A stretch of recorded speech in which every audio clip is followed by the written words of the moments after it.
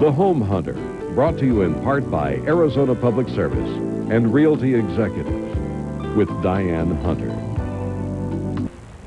I'm very pleased to welcome with us today Jim Kowalski from Kowalski Construction Company. And Jim, with all of these storms and everything, people have had a lot of damage.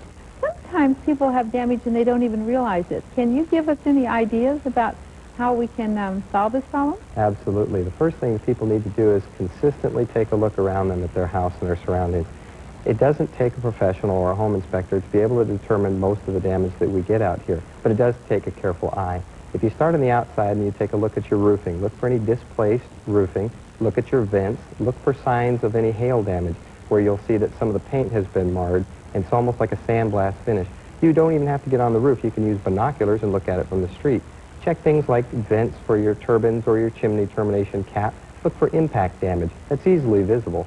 When you come inside, if you take a look at the ceilings, paying particular attention to closets, inside cabinets, look in the corners for staining or discoloration.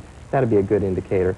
And if you look where your soffits are, where the ductwork is, if any water has penetrated into that system, it's likely to leak there. So by paying attention to these areas, you'll be able to keep a closer handle on whether or not you're going to be sustaining any damage. And finding it early is often the first thing that you can do in order to prevent any further damage.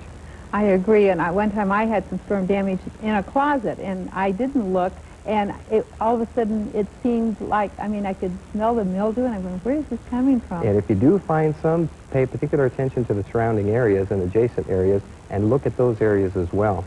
Sometimes those little things can turn into big problems before you know it in a hurry. And you can help everybody fix them, right? Absolutely. Thank you very much for joining us today. Thanks for having me.